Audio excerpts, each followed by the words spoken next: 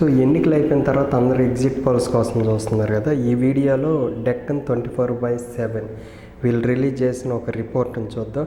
But వీళ్ళు వచ్చేసరికి sample size కూడా తీసుకున్నారు. 8,75,692 శాంపిల్స్ తీసుకున్నారు. యావరేజ్కి వచ్చేసరికి ఒక్కొక్క అసెంబ్లీకి 4,500 శాంపిల్స్ తీసుకున్నారు. బట్ ఓట్ షేర్ చూసుకుంటే వీళ్ళు చాలా సింపుల్ డిస్క్రిప్టివ్గా ఇచ్చారు. ఫస్ట్ ఓట్ షేర్ చూద్దాము.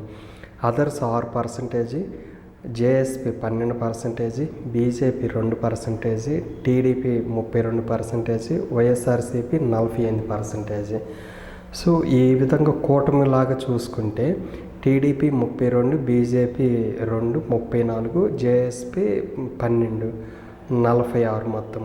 అంటే వైఎస్ఆర్సీపీకి 48 వస్తే టీడీపీ కూటమికి 46 వచ్చిందనమాట. So overall 2% vote share difference చూపించారు.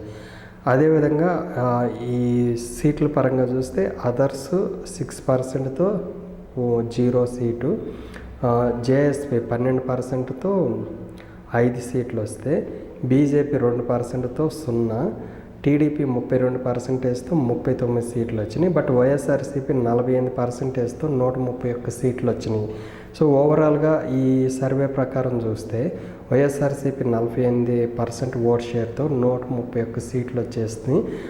టోటల్ కూటమికి చూసుకుంటే బీజేపీ 0 వచ్చినాయి, టీడీపీ జనసేన కలిపితే 44 సీట్లు.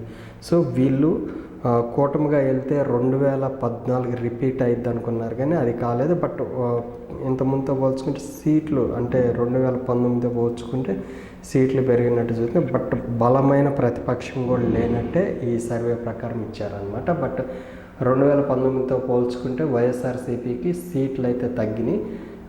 ఇది 48% ఓట్ షేర్తో 131 సీట్లు వచ్చినాయి.